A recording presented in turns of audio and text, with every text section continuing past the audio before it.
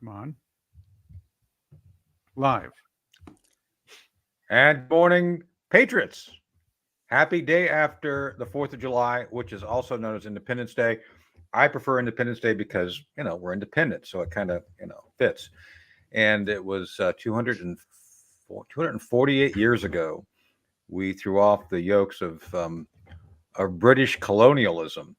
And isn't it ironic that yesterday, out of all days, the British chose to have their elections? So we'll be talking about that this morning. We'll be going through some other things relating to the fourth and why it was important. Some of you probably caught me yesterday on the network on Newsmax. I did two programs with Carl Higbee, and then the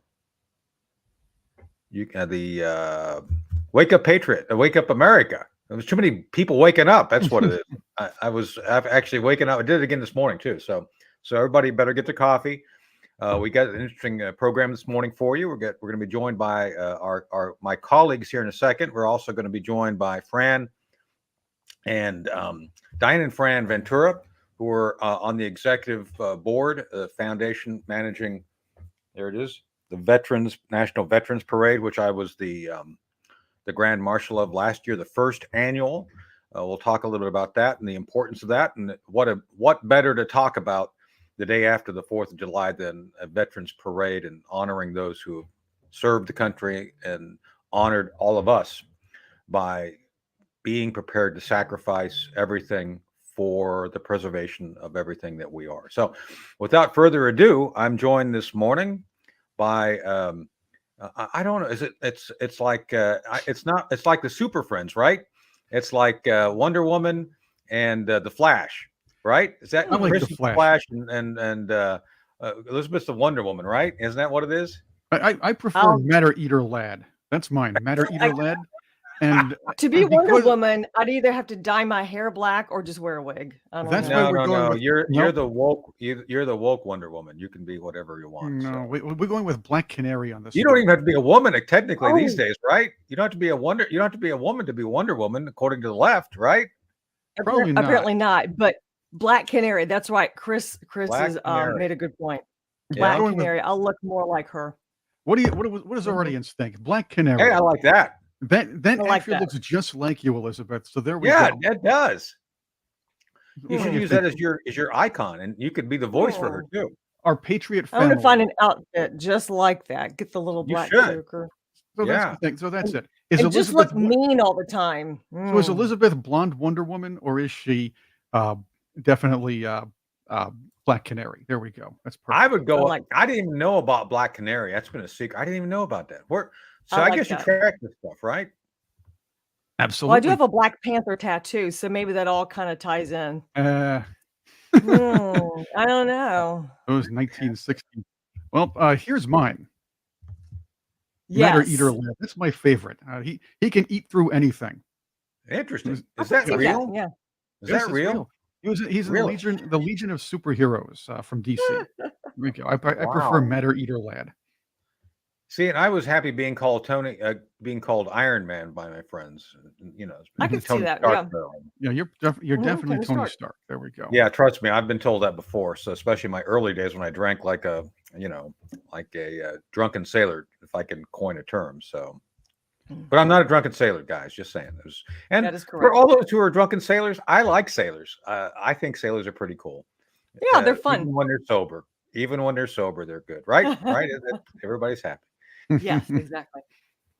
So, okay. So let's talk a bit about the fourth. Chris, we'll start with you, since you're the guy that ate something, apparently, according to your icon. So what did you do this fourth? What did you do, Chris? Yeah, this 4th of July, I learned some interesting things. But I did relax a bit, a lot of work around the house, and I managed to, let's put it this way, I managed to spray a lot of chemicals in my eyes and enjoy some serious irritation for the evening, and it's lasted to this morning, so I can't read anything right now. There we go. That's not fun. Wow. Everything's blurry to you? Like, It's oh. not. It's a lot better than yesterday. It's So one of those things where I like, just don't read or see as well. That's all. so you're Oh. like Joe Biden after the drugs wear off, right? That's basically Absolutely. Oh, yeah. Or when there's no ice cream around. We'll talk about that in a second. Well, I'm sorry to hear that. I hope you have a good like, you know, saline solution you can keep flushing through your eyes then all day. That'll, you know. Well, you know when Biden is on the drugs and when he's off of them. When he's on them, his eyes are really wide. But like you said, you know, when everything wears off, then everything's went down. squinting. And I'm sure that's why he wears those really cheesy sunglasses. Oh, the aviator sunglasses. He thinks he looks like a superhero he thinks with he those. looks like an aviator. Yeah, it's probably No, it. he looks more like Walter with those things on. Oh gosh, yeah, he does. Just get Jeff Dunham and put his hand right up there. Like, oh, that's right. So anyway, Elizabeth, what did you do for the Fourth? You guys go on the lake or anything? So, no, actually, our neighbors, we have awesome neighbors. James and Lisa next door, they have a huge horse farm and they have a pool outdoors. And so we went over there yesterday. We cooked out, and there was a few other friends who also came over, and it was very nice. It was very, very nice. And we were really hoping for rain because it's been so dry. And sure enough, as we're sitting at the pool, it rained for a little while. And then, of course, it eventually stopped. But the whole point is, it's been so dry.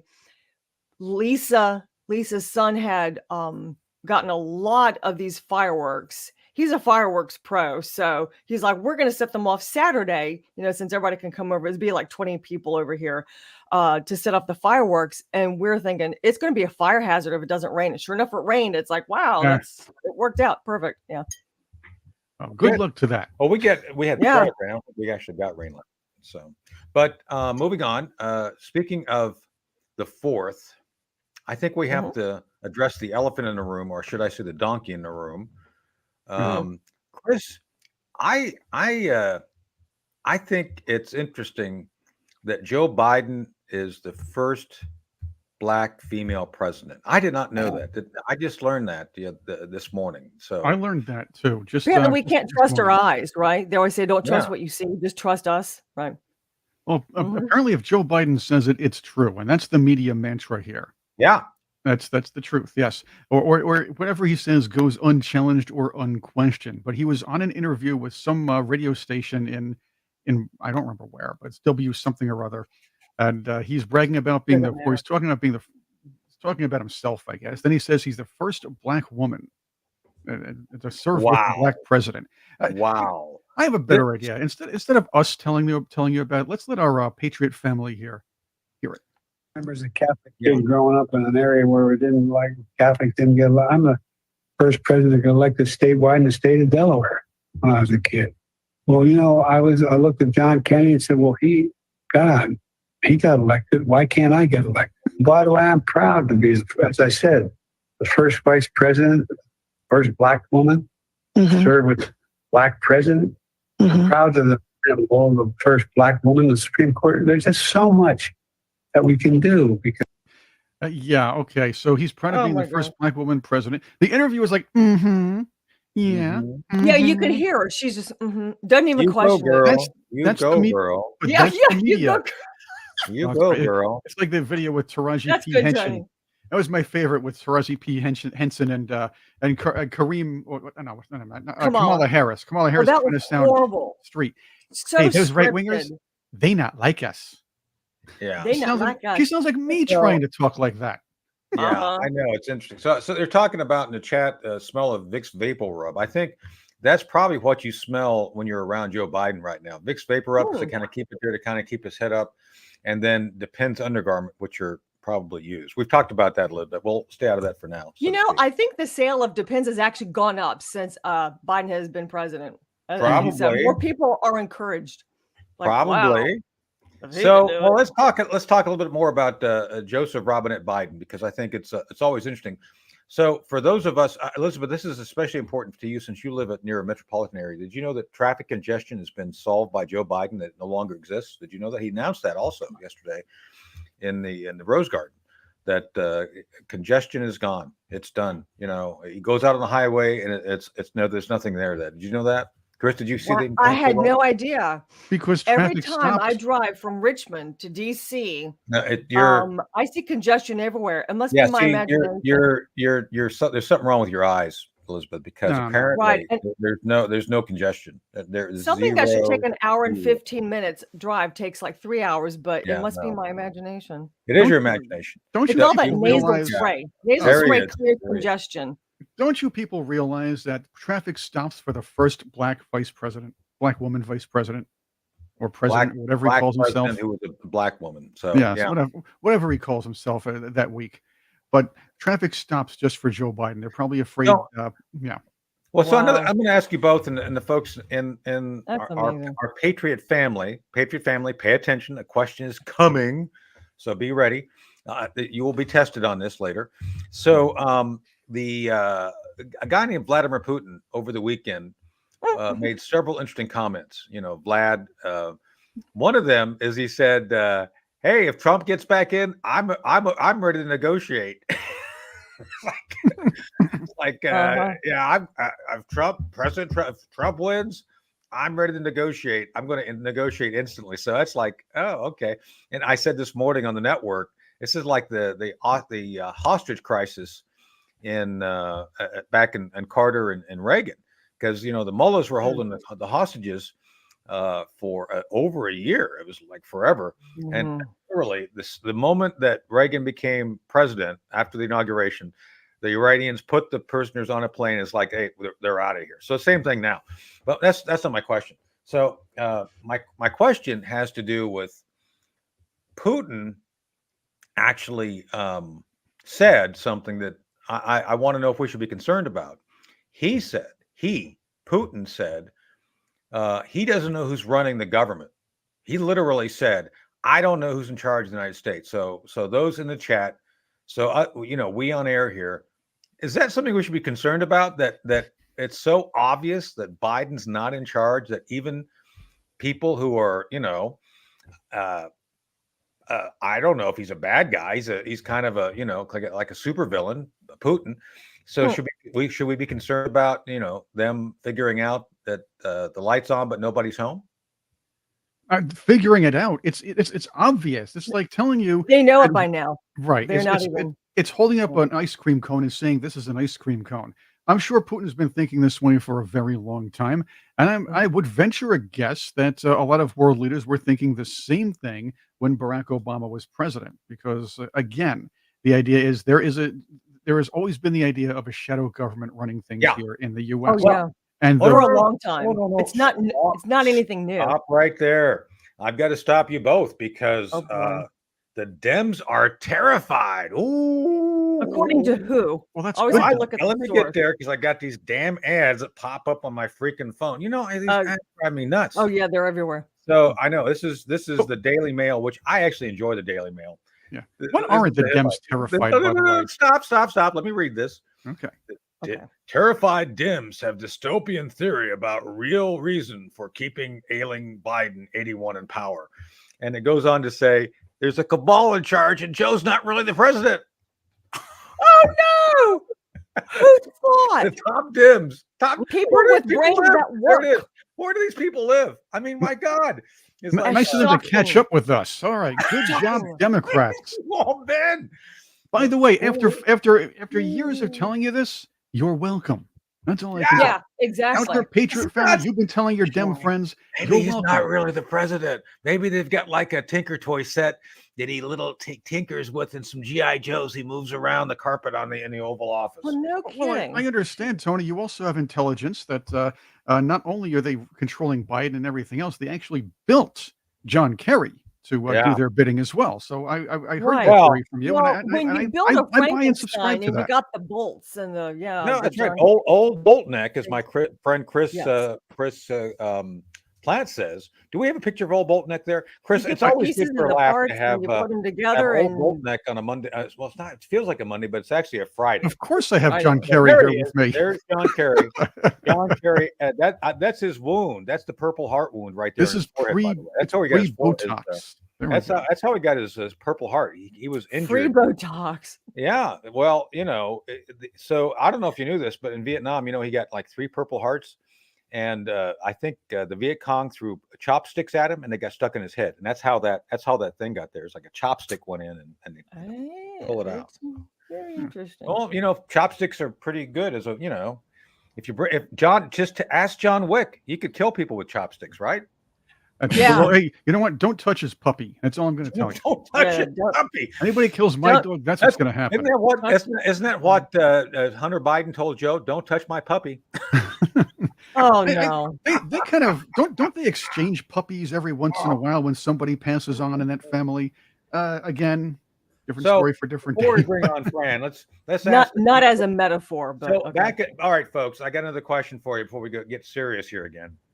So, do you think that when Hunter Biden is in the Oval Office giving Joe advice, because he's back in Hunter, this is one of the things that Republicans are looking into. Oh Do yeah. you think that Hunter Biden is coked up or just drunk when he gives advice to Joe? I'm asking because I'm curious. I mean, what do you all think? Do you think that he's I actually? think both. I think both. Well, it could be. They are not mutually exclusive, I mean, you can. I've never done. I mean, I've just passed 32 years of sobriety back on the 15th Yay. of last month. Thank you. Yeah, Congratulations. I'm happy. I'm happy. Yeah. But Hunter's not. And so I'm just wondering about what it takes to advise the most powerful senile man on the planet who thinks he's president, by the way. When you do coke and you drink alcohol for what Hunter's like in his 50s, isn't he like 51 or 52? When you do 52. it for that long, you kill so many brain cells. And brain cells, unlike other cells in the body, cannot rejuvenate. They cannot regrow.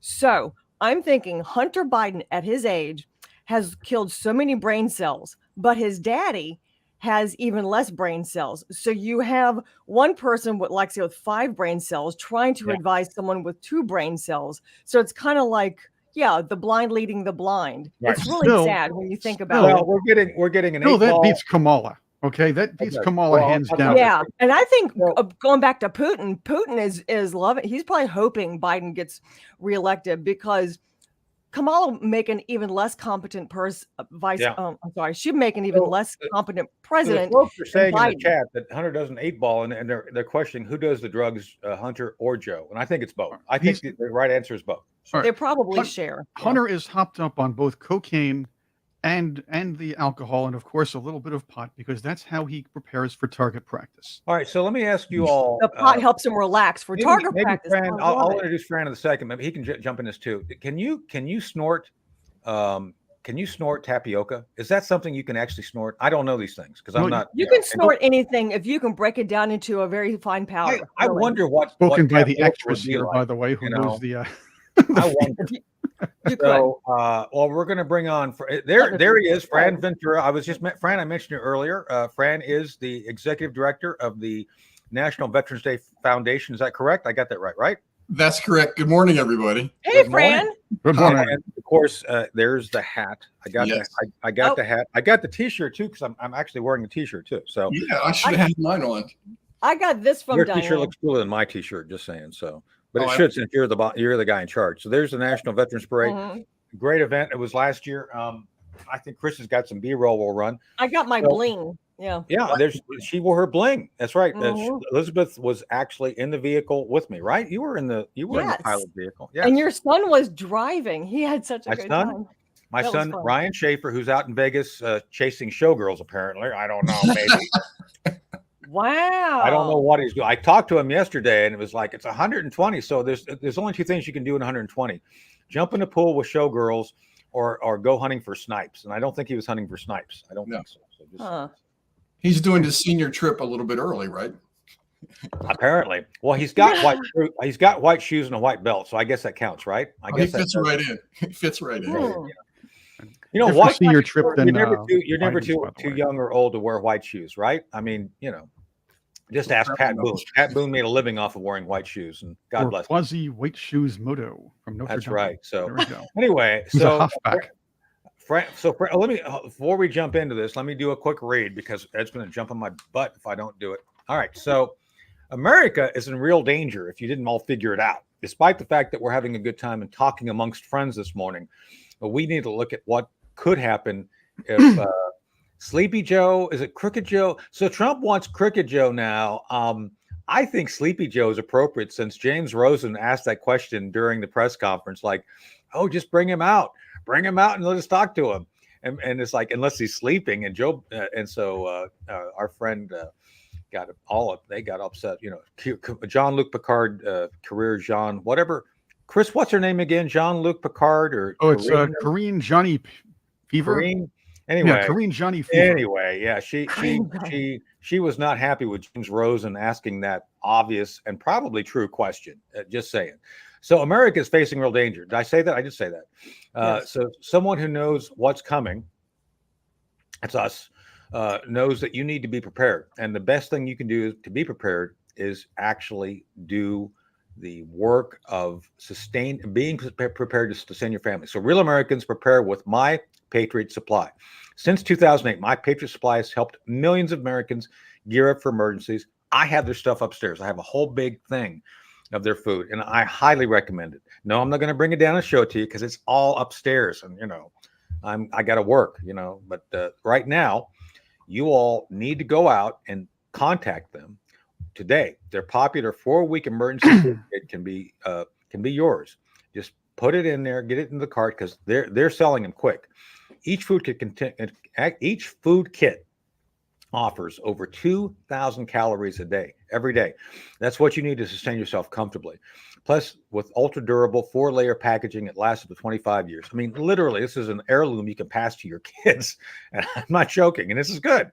You can never tell when the apocalypse is going to come. Hopefully later than or never. But just in case, and I just talked about Putin recognizing that old Joe Biden ain't in charge. So I think that leaves the door open for, some mischief. So be prepared. Again, so get yours right now.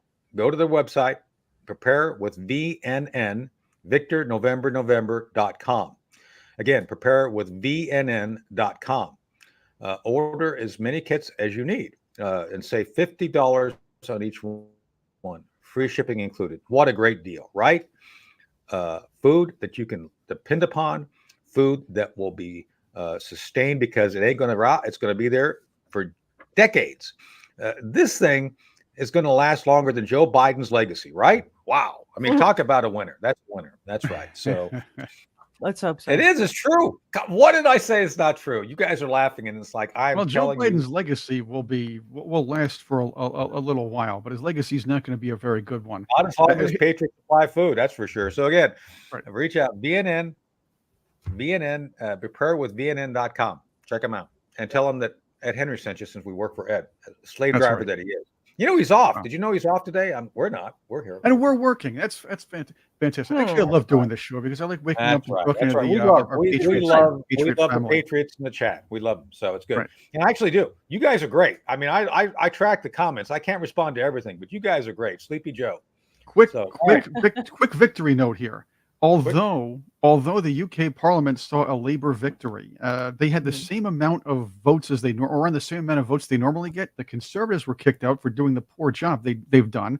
And keep in mind, when you're talking about UK Conservative, they're pretty far left, if you will. Yeah. Enough. Oh. But Nigel Farage is in. He is in Parliament, and now we're going to see some real action there. At least it'll be fun to watch. Well, we should reach out because Nigel. I know Nigel, and we're friendly. So. That's a guy I would like. And he's on a number of things.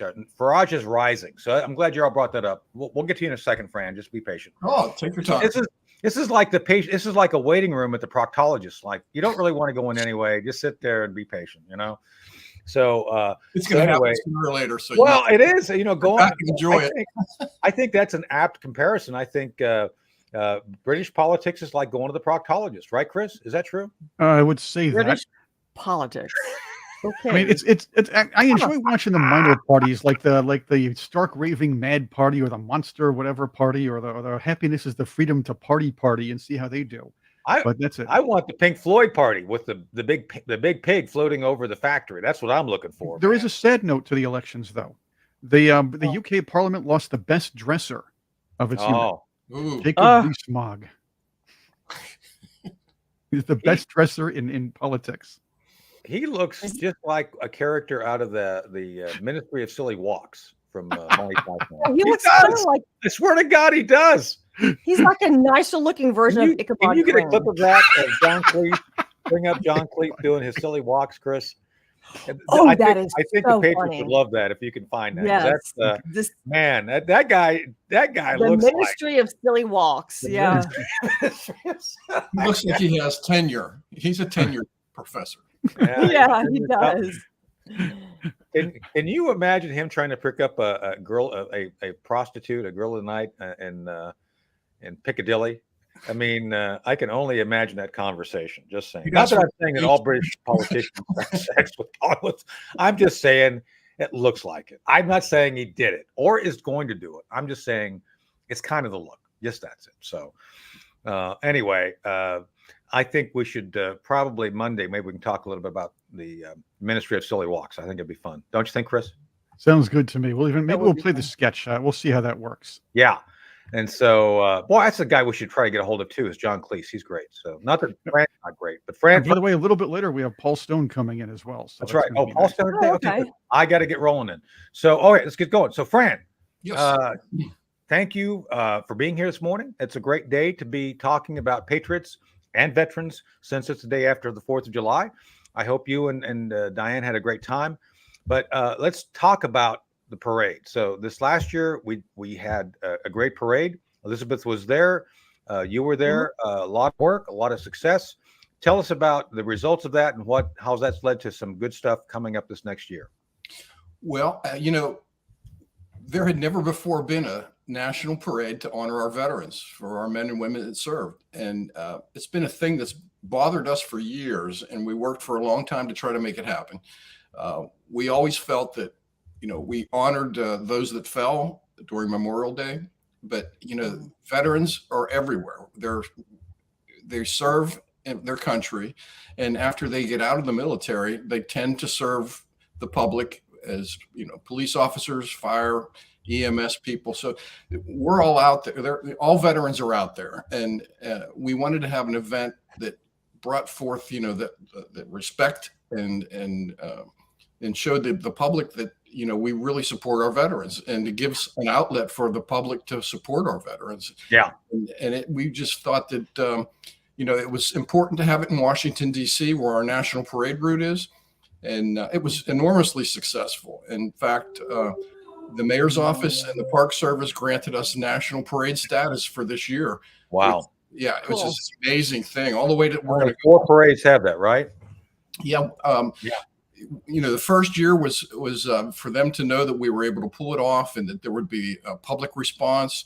That people would come in from out of town on a traditionally slow weekend in Washington, D.C., where there's not a lot of hotel. All the politicians and all the bureaucrats are out of town on a holiday weekend, naturally, and so it's a great time for people to come into the city, get great rates on hotels and everything. So that the city itself encouraged it. They're looking to put their best foot forward after a lot of bad publicity in the last few years. Much of it well deserved. Yeah. So let me address that real quick, because I'm very critical of a lot of things about DC. I moved to North Carolina from the Northern Virginia area, but I got to say, this was very secure. People need to be assured that a lot of folks showed up. The DC police did an amazing job. Yeah. We actually had an amazing turnout, very proactive, very effective crowd. We had friends show up who, wanted to remain nameless, but a couple of celebrities showed up, just wanted to say, hey, it was great. I'll let them be anonymous, because they just said, hey. But one of them I wanted to note real quick was Tony LoBianco. So our dear friend Tony LoBianco passed about 3 weeks ago. And Tony read his amazing Just a Common Soldier reading in live. And Christian, I don't know if you have a thing of that, but if you could bring up the thing with Tony. So Tony LoBianco, as some of you probably know, was star of stage and screen, and I literally mean that.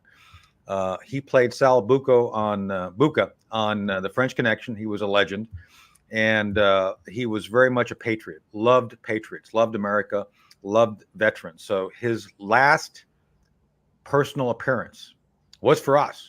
Fran, I think you knew that, right? That was Tony's, literally his last act was with us. So Tony, being Tony, was an amazing man. I was able to go up and attend his service. That was not really a service. It was just essentially a life celebration of life. There he is, right there, reading Just a Common Soldier. And it is very much an emotional read.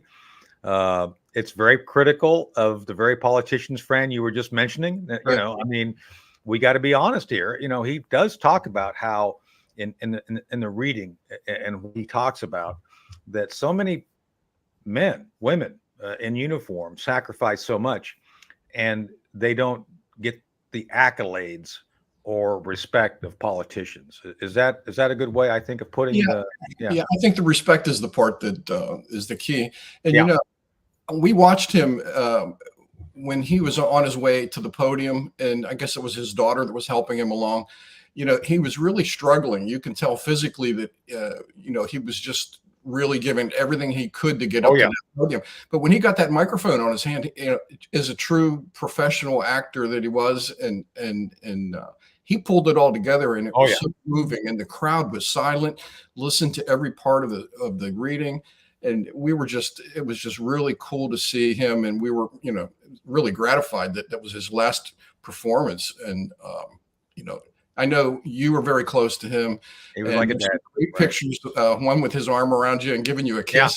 It was a great picture. Yeah. I just a side note on this, and I know Tony doesn't want to say this, but he was the Grand Marshal of last year's parade, the first annual one. And just a note for all of you who are going to keep watching us on Monday, you'll see the nice lady in the background here. That's Angie right. Wong. She will be with us on Monday. Angie's coming on. That's right. Angie Wong. Yeah. So we'll talk about this a little bit with her too. That'll be great. Yeah. So Angie was a great MC, and we'll actually work out who's going to be. So that's part of what I'm not been paying attention to. I know right now Fran and Diane are starting to work on details, and I've been distracted running for office and meeting with Trump and flying out to Utah and doing all these other things. So I've got to get my act together and focus on helping them get organized. But before we bring in Paul, one other thing I want to cover real quick with you, Fran, on the whole parade thing. So this year it's going to be bigger, better, and longer. Nice. Right? Yeah. Nice. Well, one of the things we want to make that reading that Tony gave an annual. Yeah, we're going to make it annual. I meant to say that. Yeah, we want to make that a permanent part of it. So we're going to start at 11 a.m. At the steps of the National Archives, which we felt was appropriate. That the house where the Constitution is housed, that's where every person that gets sworn in to be in the service gives their solemn oath to preserve and protect that very same Constitution. So this year, there's a country star, rising star named Scotty Hastings. Yeah. And he's an Army Purple Heart veteran who was wounded. He took 10 bullets in Afghanistan, was almost left for dead. His best friend and his partner and his wingmate was killed in action next to him. And he came back, and during his rehab, he picked up a guitar in 2020, learned to play the guitar, and he recorded a song in February called "I'm America," which describes why he, much like the Just a Soldier, why he signed up and why he fought for this country to defend it. Yeah. And in March, when we first talked to him about being part of it, that single was just rising up the charts. He now has 3 top 30 country hits and he will be. He was just invited to perform at the Grand Ole Opry and later on this month. So he's really taken off. He's going to bring several thousand. He has a lot of very loyal veterans who are also country music fans that will be there for those opening ceremonies. So he's bringing the whole band, and he'll perform starting at 11 a.m. Right in front of the archives, and that'll kick off the parade at noon. So we'll have that reading also of Just a Soldier. So it'll be a really cool way to kick off the parade. I understand I may be doing that, right? That's the plan. Yeah, that's the plan. Yeah, that's the plan. So we're really going to work on getting some more celebrities there. The Washington district that controls all of the service bands is now making our parade their national parade to perform. So we'll have all The military district of Washington is what you're talking about, right? Yeah, the Washington PW. district. Yeah, and I'm familiar with them. By the way, they were outstanding. I mean, I got to tell you, Elizabeth. Elizabeth, what did you think of that? Elizabeth, being there behind the old guard, the Fife and Drum Corps, going behind them. What did you think about that when we moved out in the parade? So they were awesome. I remember back in, I believe it was 2008, they were actually at Fort Lee. Our activation. When Tony, so that's how Tony and I know each other. We were both in the Army. We worked together. I was at a reserve training command, and he was with the training division that fell directly underneath us. So since I was public affairs, I went out there. Right. They had a reactivation. So I remember seeing the Drum and Fife Corps there, and I thought, oh my gosh, they're amazing. And then we saw them again at the parade, and they are so sharp. They're clean. You talk about precision. It's really, really impressive. They're so great. And it's like, oh, I remember them. Yeah, they were good. Long ago. It was impressive, I think, just being able to follow them down the parade route, down Constitution. Yes, and I love music anyway. I'm a musician. My husband's a musician, and I just love being a part of that. It was just it was absolutely amazing. I'm looking forward to being there again this year. Yeah. Yeah, so, their rifle company as well that does the ceremonial rifle performance where they flip each rifle back and they're going to be as well. So it's going to be really cool. Is nice. I want the ceremonial strafing corps to come through and do some strafing next time. That'd be great. I want to see that. It's like, do the old World War II reenactment where they have the P-51s and P-40s coming over and just shooting at things. No, I'm just joking. The Army doesn't do that. We gave that to the Air Force. The Air Force does the strafing now, not us. Just saying. Although I don't think we should have given up the Air Force, and that's General Holt and I will get into that when he's on the show. So anyway, I digress, but I shouldn't, and we'll be back here in a second. So we got to go focus on. We got here we're almost done again. We're all 2/3 of the show because we got to bring in Paul Stone. So Chris, let's. Fran, do you want to? You can hang around if that's okay. I'll be happy to. Yeah, we're bringing in Paul Stone from Colonial Metals Group. Hey, good morning, Paul. Morning. So Paul, as you all know, is one of our sponsors. He does good things for the folks who join us here. And Paul, I hope you had a great 4th. Did you do anything interesting for your 4th? I had a great 4th. I was I'm here in Florida. I hadn't seen the fireworks in Florida in a long time. It's great to be on the East Coast. We had a quiet 4th. Just my wife and I overlooking the Intercoastal Waterway and watching the fireworks go off all over. That's one thing I love about Florida. You can shoot off your own. So how about you? Yeah. Well, I actually attended the local ceremony at 10 a.m. We had the recitation of the oh my goodness, what do you call it? Not the Constitution, the Declaration of Independence. One of the local Daughters of the American Revolution memorized it, and recited it. It was impressive. Wow. And you have a whole different, I'm going to post it sometime on social media. It's a whole different thing when someone articulates the meaning from memory than reading it. It's just different. And a great, she got a standing ovation. So we did that. A lot of the Daughters of the American Revolution were actually in the garb. The 2 of the county commissioners showed up in traditional colonial dress, and we were looking for someone to tar and feather. Unfortunately, all the folks who were on the left weren't here this weekend, so we couldn't tar and feather anybody. So we'll look for it next year. I think that's a great thing to bring back, by the way, just if we have the opportunity. So Fran's a neighbor. Fran lives in the county next to me, and I think that should be a 3-county thing. A tri-county tar and feathering contest. I think that'd be fun. Don't you think, Fran? Yeah, we're in Nagshead. We watched the fireworks from our balcony, and we saw them over the sound in Manio. It was really kind of cool. It's really Manio, how cool. Yeah. So we're all down here on Eastern North Carolina, where everybody still loves America. Have all the patriotic stuff out. As a matter of fact, Fran, I don't know if you saw it driving up to Currituck. To Currituck, they've got part of the highway there. They've got the Israeli flags and the American flags on the road. It's very impressive. Nice.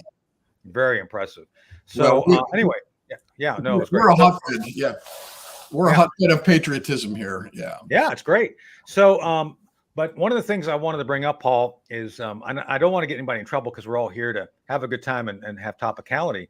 But there's no way around acknowledging, I guess, at this point, that we are honored. We should cherish our first female Black president, Joe Biden. I think that we should give a moment of thanks for Joe deciding he's going to transition as his last act as president. Don't you think? I mean, is that, by the way, Paul, I don't want to get you in trouble, but is that something Dr. Jill Biden can do? Could she do the surgery to turn Joe into Jonette? I mean, I'm asking because Jonette. I think it's possible. Here's what they did.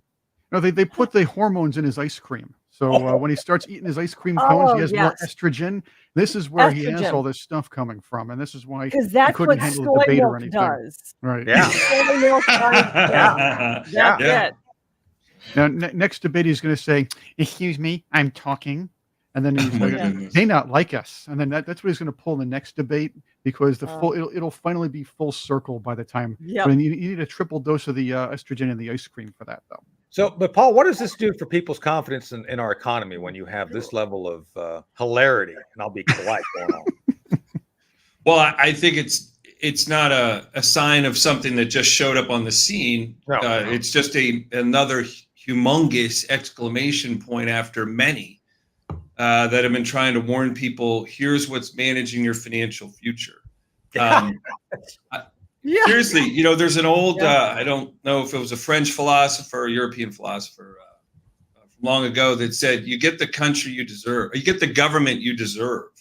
Mm-hmm. And so as you watch this financial erosion, if you map this out and go back and look at what America and life here was like and the community and the social issues from long ago, we have issues today that blow those out of the water. Yeah. And it's mainly due to an erosion of government principles and an erosion of our country's finances. And when the government is drowning in its own problems that it's creating, that's not an inanimate object. The government is still made up of people with egos and hopes and dreams and fears, and each has an Achilles heel. And one of the things that's very basic to humans, which is why one of the things I think, if you think about it, why we appreciate veterans so much is we're all wanting to do good at something. We're all wanting to be known for something. Yeah. And the government's sadly full of great, lovely, wonderful people, who perhaps we would have a different idea about them had they not been in charge of causing our country to fail, have woefully suffered the weight of their horrific decisions as they lead to bigger and bigger and bigger problems. So today you're looking at maybe something towards the very end. I can't imagine that we have how much worse could it get to see what we have in the White House today? Wow. As a sign of you wanting to make some choices about your financial future. Well, that's what I'm going to say here. So you need to reach out to Paul and his folks, colonialmetalsgroup.com. /Ed Henry. Ed Henry. So we'll put it there. We got it on the banner, and or call 800-805-4034. So one of the things Paul can do, and I've said this before, and I mean it sincerely, you got to have something besides fiat currency in your portfolio. You've got to have something that's real, and that's what Paul can do. He gives you access to real things like gold, silver, and minerals, which last time I checked, the value of those things continue to grow because you can't destroy it.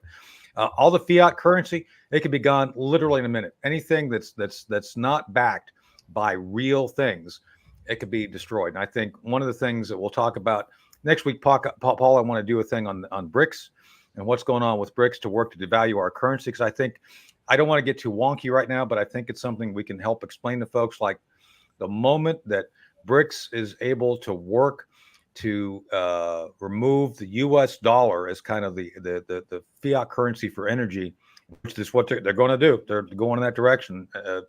It's going to devastate our economy. And when it happens, man, oh man, do you want to have real things in your portfolio, right? Right, Paul? Absolutely. But think about, what does BRICS again really represent? It just represents humans wanting to have their own show and call their own shots. And we're suffocating that option out from so much of the planet for so long. and they wouldn't be in the news doing their little get-togethers with North Korea and Russia and China and then the BRICS nations. They wouldn't be in the news doing any of that. If they were, they'd be meeting for tea and no one would care because of America's dominance was sturdy and in place. But as it slips away, that creates a void. And there literally will be no thing that is completely and utterly empty. Something will always fill that space. Yeah. Always. And so Speaking as of we... space, yeah, as we so go on, Mhm. sorry, Paul, go ahead. No, I was going to say, so does it make sense that the headlines worsen and get louder and bigger and more severe to the same degree that America's finances and political, what it portrays out internationally continues to erode? Yeah. Does that make sense? I want to cover that real quick. Paul, Chris, could you bring back up that article we talked about earlier from Daily Mail? Yes. Terrified Dems have dystopian theory about real reason for keeping ailing Biden in power as shocking new claims about his decline emerge. So I'm not even going to comment if it's true or not. I don't have to. I think most people know what's going on. Mm-hmm. But my point being is when you have this level of the left waking up. I mean, this is the Daily Mail. This is the left saying, "Hey, maybe Joe Biden's not in charge. maybe there's a cabal of evildoers behind the scenes destroying things." So I guess when the left figures it out, it's like hey, where have they been? We've been talking about this for weeks about the government and the chaos. So what do you make of the left finally waking up on this? Well, again, humanistically, that's one of the great benefits. I do represent precious metals, but when you interact with something a great deal for a long time, it has an effect on you, right? So when I'm working with precious metals all these many years, it's caused me to notice truths in human behavior, truths in finances, because you sit here and questions just like this. This is a question where you think, aren't they eating Wheaties too when they get up in the morning? I mean, aren't they occasionally going for a jog? Aren't they reading the paper? Didn't they go to school here? Why is there such a divergence from what I would think would be normal and for a human being to consider and what they're doing? And to me, it's just a outcome of polarization. Yeah.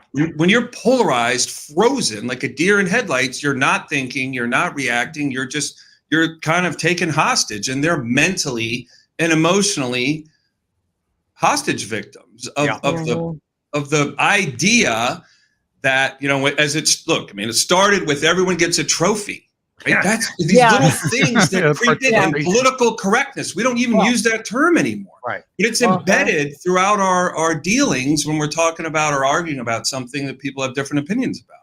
Well, let's circle that square, because that's part of what I think, both you, Paul and Fran are here to talk about. I mean, the fact that veterans serve and sacrifice so much, I think that's something that is head and shoulders above other citizens. And this is where I get tired with the left wanting to reward gender or who you sleep with. I mean, I guess, maybe Jill should be given a prize for sleeping with Joe. I don't know. Maybe that's, notable. But I don't think I don't think she does. Right? I think she should step in the bedroom. Right. Yeah, I mean, I'm completely serious. Like, why should who you sleep with become something notable? Veterans serve. And Paul, you made that point. It's like, it's not all the same. People who designate a part of their life for a greater good should be recognized. Right, Fran? Yeah. And I sense a greater awareness by people when their freedoms feel like they're threatened. They start to realize that it's the veterans that have given them those freedoms. Right. And that's starting to happen right now. We sense it, we hear it, and we talk to people every day, and we see it, where people are saying, our freedoms are from the sacrifices that our veterans are, from our founding fathers all the way up to the people that left Afghanistan. But to the left though, Paul, to the left, we all know that the veterans are brave, but people like Leah Thomas to them are brave and stunning at the same time. So that's the problem. Oh gosh, No, but we get what you're saying, Paul, and I wanted to jump in on this one because we do have to teach younger people to honor those who sacrificed and maybe encourage service a little more. But we're in a world where let's put it this way: on the lowest of levels, when you go to the department store, how many carts do you see not pushed back into the corral or put Yeah. away when they're? Oh, yeah. We're in a society that doesn't even bother to move a cart from your car about 30 feet into a cart corral. Why would they even Mhm. bother understanding the sacrifice of veterans? We need to teach younger people those kind of values like we used to, and it's going to take a generation or two. But all the good things follow when we teach people the importance of what the veterans have done for us from the early times of America onward. Yeah. It used to be called common courtesy. That's There we go. Thank you. Common courtesy. That's the word. Yeah. I know what you mean. You see, like the shopping cart thing. It's unbelievable. You go to like any store, Food Line, Walmart, and you see people make the effort to shove it up on the grass in the median. It's like, yeah, the same thing. It's like 20 feet away. There's the corral. Was it that difficult? Yeah. No social, no situational awareness. That's what I meant to say. Yeah, they're on their phones. They're walking through the parking lot. Here comes a car. They don't even look up. They just expect everybody to stop for them. Oh, it's okay Like, to hit oh them. my though. gosh. Yeah. They had to make the corral in the parking lot because there were so many lazy people that couldn't push the cart back inside the store.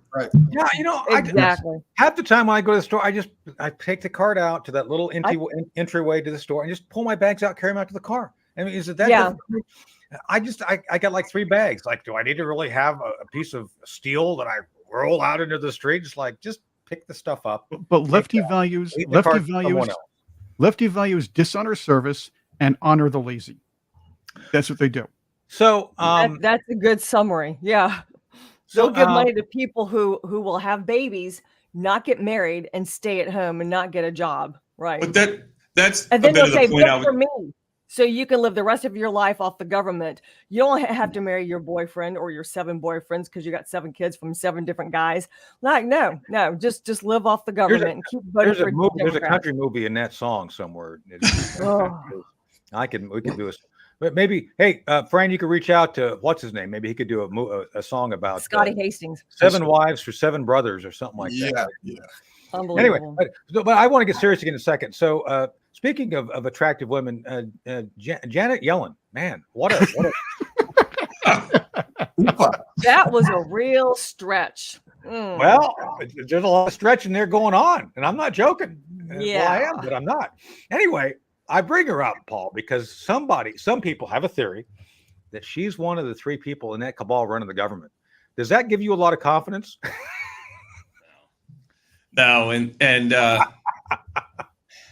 but it would, yeah. I mean, it makes sense. Yeah, but she is the Treasury Secretary. Well, check it out, right? We have this. Smart. She's not. A few months ago, we're stepping things up with Taiwan, right? It's kind of getting nasty out there in the headlines. A few months ago, they didn't send a military. They didn't send a military advisor. They didn't send the Secretary of State. They sent Yellen to China. Yeah, China to do a deal, Right. a financial deal, right? Oh, yeah. A few months ago. Yeah. Sorry to So interrupt. that can't be good for us. I mean, if you're sending like the weakest, if you're in a tribe or if you're like in a herd, I guess a herd. If you're in a herd and you send the one member of the herd that would be eaten by the lion to negotiate, that's probably not a good sign, right, Paul? Right. It's not a good sign. It's an appeasement.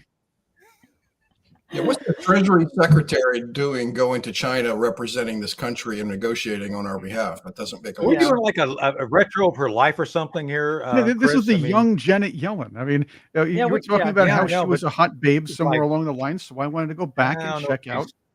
Yeah, you could land. You could land a 747 on that forehead, though. That's for sure. Oh, Looks like my God. forehead, actually. Maybe that's me when I was younger. Well, When I had maybe. hair. All right, there we go. Yeah. Anyway, Oh, we my God. digress. But no, I was going somewhere with this, and where I was going, Paul, to reiterate again to you and have you point out, Janet Yellen is not a competent Secretary of Treasury. Yet she's in charge. She's negotiating with people who are, not our friends. That can't be leaving you with a great deal of confidence of what's going on, right? No, of course not. Yeah. Again, you got to recognize when I was saying long ago, everyone gets a trophy and political correctness, 15, 20 years from those times where those thoughts and mentalities began to creep into the fabric of our country. It's after many, many decades of being a meritocracy. Yeah. And the biggest thing that Trump represents is you will compete. They only give out one trophy at the end of the season.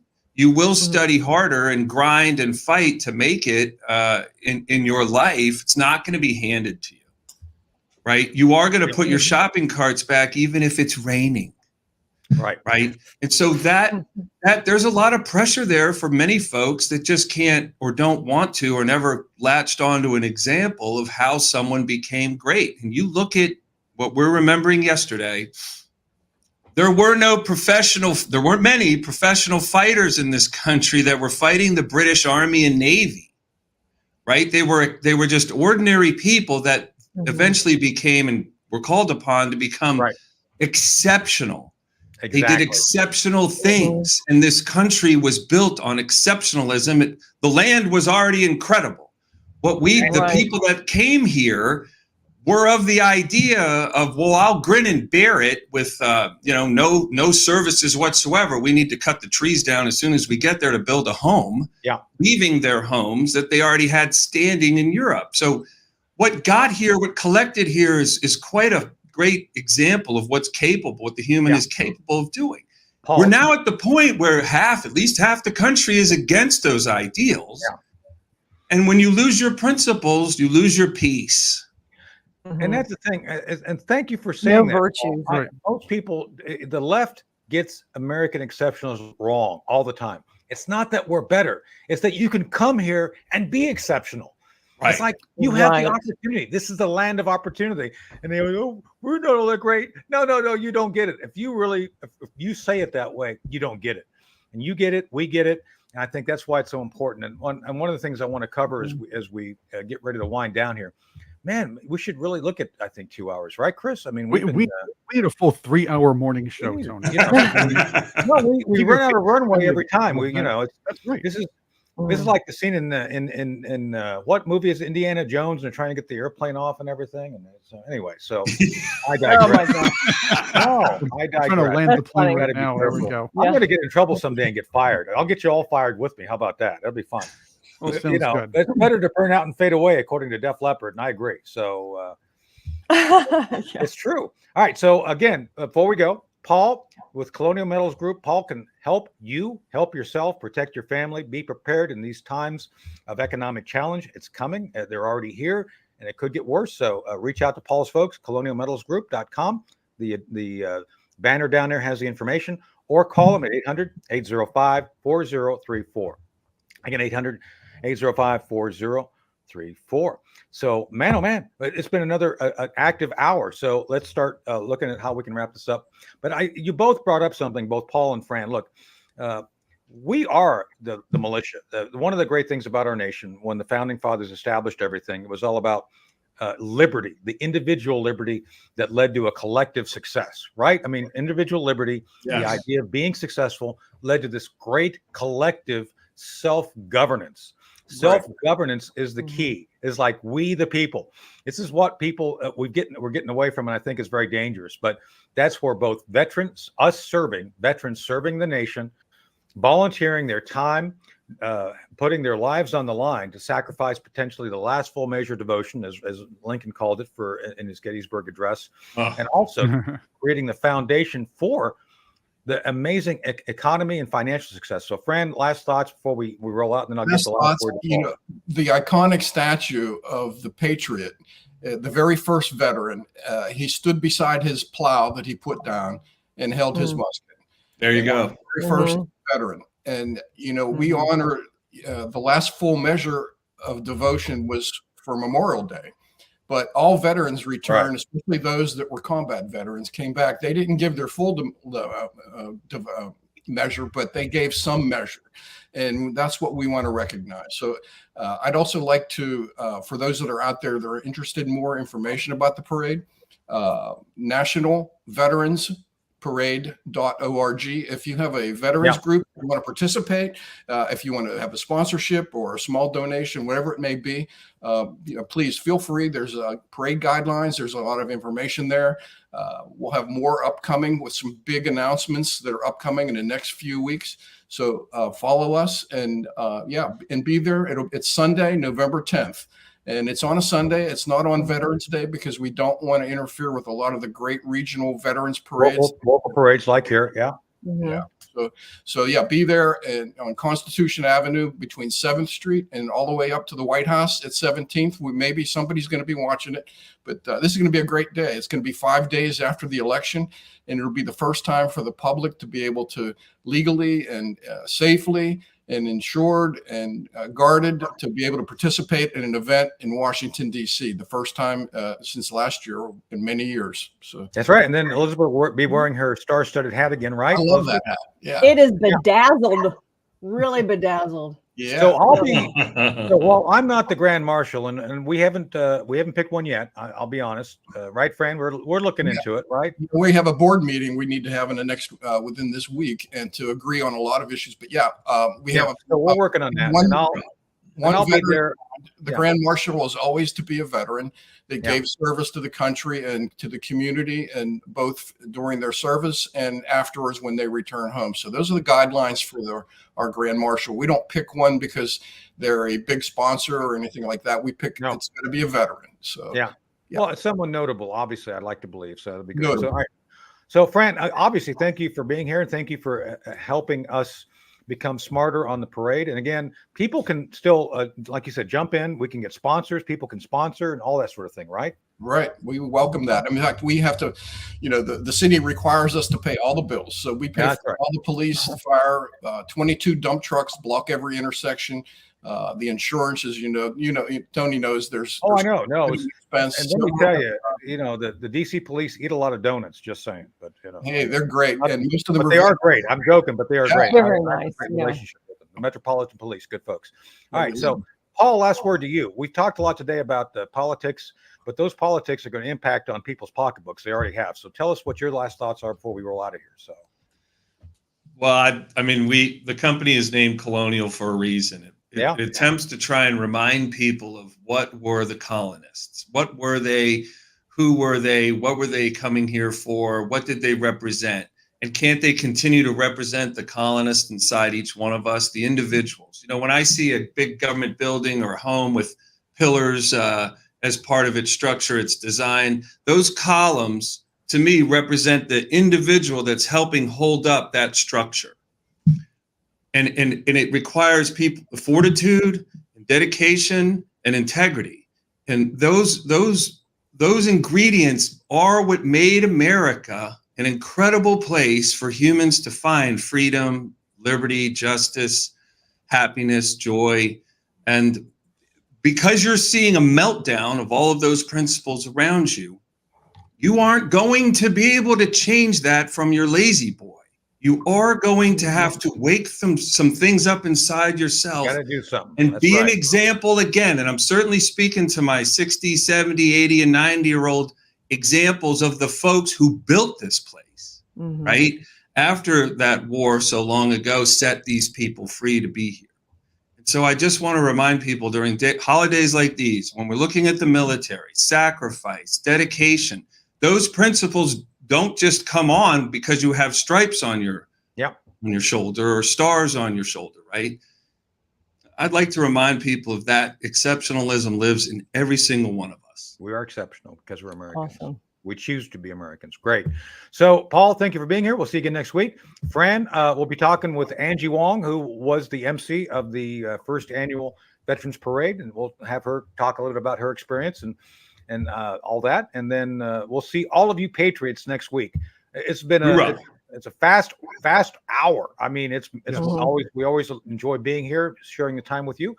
And on behalf of Chris Cordani and Elizabeth, we'll see you next week. Yeah, thanks for having us. Thank you so much. Great to see all of you.